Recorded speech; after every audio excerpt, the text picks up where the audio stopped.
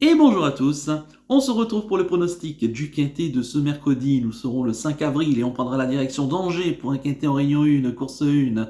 C'est le Grand Prix Angers-Loire Métropole, c'est un groupe 3 international pour des choix âgés de 6 à 10 ans. Il faut que les 6 à 9 ans aient au moins gagné 100 000 euros, un recul de 25 mètres pour ceux qui ont gagné plus de 280 000 euros et 50 mètres pour ceux qui ont gagné plus de 612 000 euros. 3100 mètres à parcourir, ils sont 16 à en découdre pour la victoire. C'est un lot assez intéressant ici, peut-être lisible si les favoris font leur course. Il y a beaucoup de chevaux qui se préparent pour d'autres objectifs, notamment en 50 mètres. Donc il y a pas mal de chevaux, je pense, à écarter ici. Et je pense que ce sera une question d'ordre pour trouver la bonne combinaison de ce quintet. Je vais tout de suite et rapidement vous donner mes 8 préférés. J'ai retenu en tête le 10, Echo de Champ-le-Cy, le pensionnaire d'Éric Gilblot, la drive de Tony Le Belair. Il sera plaqué des antérieurs, déféré des postérieurs. Il vient de faire sa rentrée récemment. C'était le 14 mars dernier à Laval, en courant ferré. Le cheval qui a fait la toute première partie du meeting d'hiver à Vincennes, où ça s'est correctement passé, même s'il n'y a pas franchi le poteau en tête. Il s'est plutôt bien défendu. À noter que le cheval a déjà terminé deuxième de cette course il y a 2 ans de cela, qui avait été remporté par un certain Bugsy Malone, qui rendait 50 mètres. Il partait au premier poteau ce jour-là. Là, il est très bien engagé, puisque c'est le plus riche à rendre 25 mètres. Donc le cheval est très bien engagé. Pour sa deuxième course de rentrée, on le plaque directement et on le défère derrière. Face à des chevaux qui ne sont pas sans doute prêts, je pense que le cheval va être assez redoutable. Attention à lui. Il faudra juste assurer le départ avec lui à la volte. A noter qu'il a couru 3 fois à Angers. Il a fait toujours l'arrivée sur cette piste. Donc c'est plutôt un bon point d'appui. S'il s'élance bien, en mon sens, il devrait être dans le coup. C'est un cheval qu'on connaît par cœur, hein, et qui est capable ici de gagner une telle course.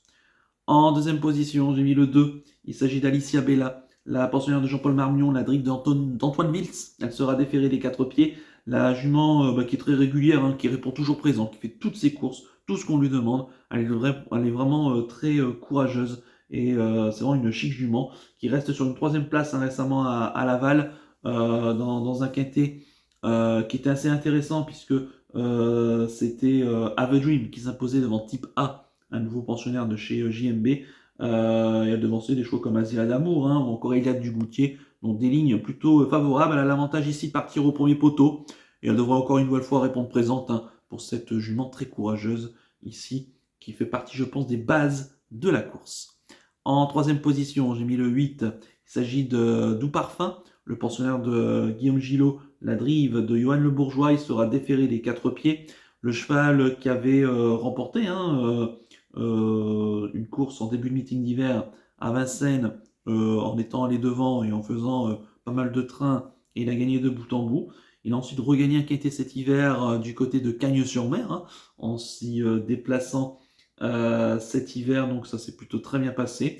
Il reste sur 2 courses un petit peu moyennes, même si la dernière fois c'était pas si mal que ça, le 25 mars dernier. Le cheval qui ici rend 25 mètres, mais bon, je pense qu'il va vite aller devant et aller faire du train comme il aime le faire, hein, de toute façon. Voilà, c'est un chat qui est assez dur à l'effort. Le seul petit bémol, c'est corde à droite. Ça fait un petit moment qu'il n'a pas fait de course corde à droite. On va voir comment il s'y comporte, mais je pense qu'il tourne aussi bien à gauche qu'à droite, hein, ça ne devrait pas poser de problème. Mais voilà, j'en ferai vraiment partie ici des priorités méfiance. En quatrième position, j'ai mis le 12. Il s'agit de Fakir du Loro, le pensionnaire de Michael Charuel, la drive d'Éric Raffin. Il sera déféré des 4 pieds. Le cheval qui, on se souvient, avait été gagnant du Grand Prix de la ville de Caen l'automne dernier, enfin pas l'année dernière, mais il y a 2 ans de cela, en s'y imposant assez facilement. Et l'année dernière, justement, il avait terminé deuxième de cette course. Je dis bien le Grand Prix de la ville de Caen, puisque c'est une course qui se court sur 4400 mètres. Donc ici, 3100 mètres, c'est un chat qui va être à son avantage. Il est très dur à l'effort. À noter qu'il rend 50 mètres, hein, ici, je ne l'ai pas précisé. Mais le cheval qui vraiment reste sur des prestations certes un peu moyennes. La dernière fois à Caen, ça s'est pas forcément bien passé. Il n'a jamais pu revenir. Bref, c'était assez difficile, même s'il courait pas si mal que ça en retrait. Vraiment son dernier podium, hein, c'est justement ce Grand Prix de la ville de Caen au mois d'octobre de l'année dernière, donc où il terminait deuxième. Faut que ça se passe bien ici, mais on a fait appel à Eric Raffin, ce qui peut être un plus ici, donc attention à lui. Il est capable de revenir sur ses et de retrouver en tout cas ses bonnes sensations. C'est un bon droitier. Faut que ça déroule, hein. Plus ça va dérouler, mieux il sera ce cheval, hein. C'est-à-dire que plus il y aura de rythme, plus il sera à son avantage. Donc méfiance, ici je l'aime beaucoup. En cinquième position, j'ai mis le 9. Il s'agit de Dexter Château, le pensionnaire de Christian Bijon. La drive de David Thomin sera déféré des quatre pieds. C'est assez rare, hein, de voir David Thomin driver un pensionnaire de Christian Bijon. Le cheval qui a l'air en tout cas de se retrouver au vu de ses deux dernières courses après avoir traversé une petite période compliquée. Il reste sur 2 quatrièmes places et la dernière fois à Caen, le 16 mars, il s'est plutôt bien défendu. Attention à lui, hein, il est capable de bonnes fins de course, il rend 25 mètres. Il est dans en tout cas, il trouve un lot quand même dans ses cordes. Il a l'air en tout cas d'être sur la bonne voie, et donc du coup, je l'insiste, et surtout qu'on a fait appel à David Thomin, ce que forcément on y compte un petit peu dans l'entourage. Je ne le verrai pas forcément gagner, mais il peut jouer les places. En sixième position, j'ai mis l'As Galested, le pensionnaire de Charles-Antoine Marie, qui en est son entraîneur driver. Il sera déféré des quatre pieds. On se souvient que ce cheval avait fait un festival, hein, l'an passé en province en alignant une douzaine de victoires d'affilée.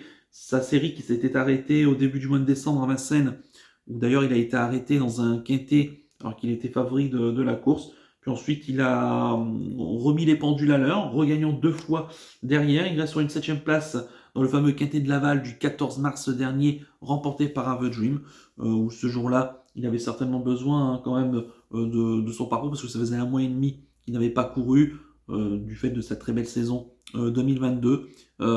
Ici, attention, il part au premier poteau, c'est peut-être le moins riche, mais il a sans doute quelques possibilités.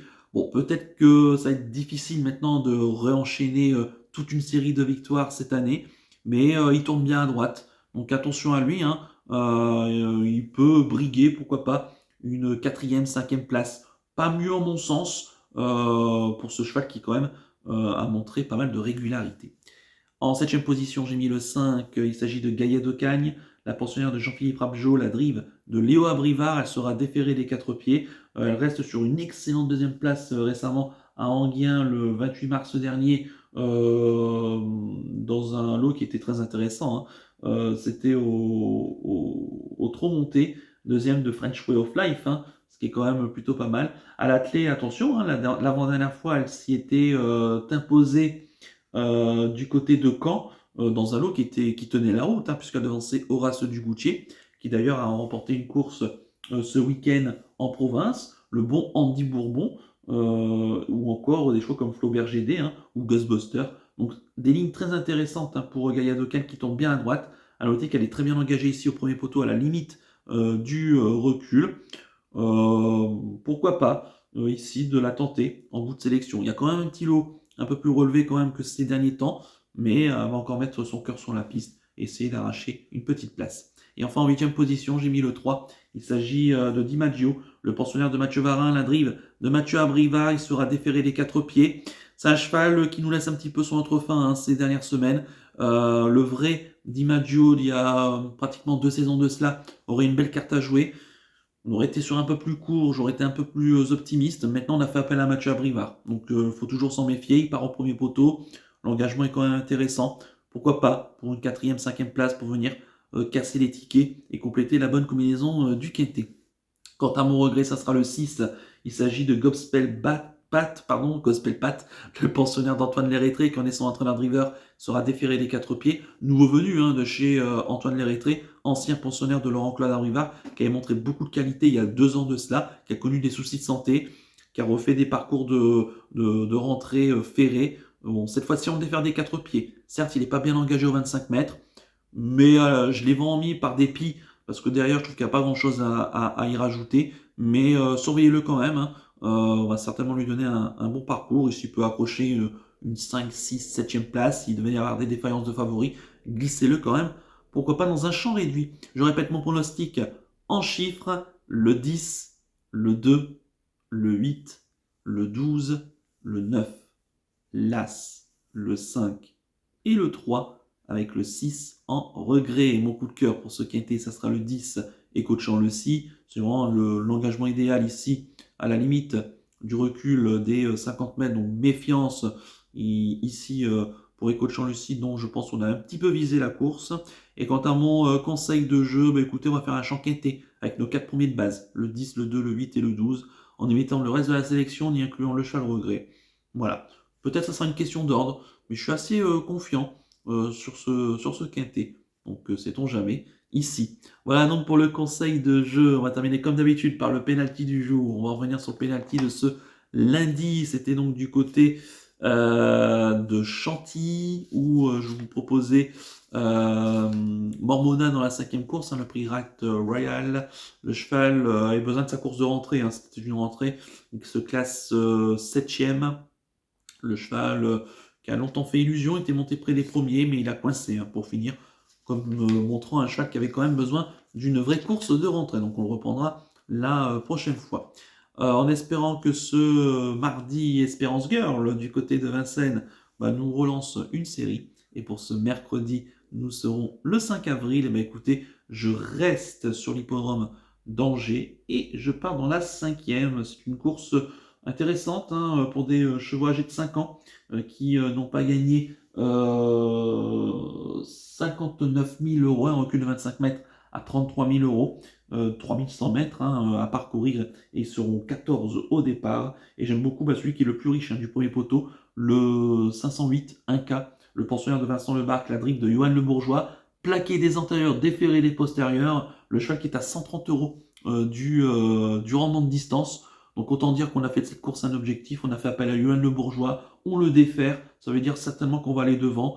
Voilà, donc je pense que c'est un peu l'objectif. Il reste sur une bonne deuxième place à Lisieux, il tombe très bien à droite, donc en mon sens, ça devrait ici lutter pour la victoire sans aucun problème, et s'il reste sage jusqu'au bout. Donc le 508 1K en rayon 1 course 5 du côté de Angers. Voilà donc pour le penalty du jour. Il ne me reste plus qu'à vous remercier, qu'à vous souhaiter évidemment bonne chance pour les paris. Merci à tous pour votre fidélité. N'oubliez pas de liker et de vous abonner à la chaîne si ce n'est pas déjà fait par avance, et je vous en remercie. Et je vous donne rendez-vous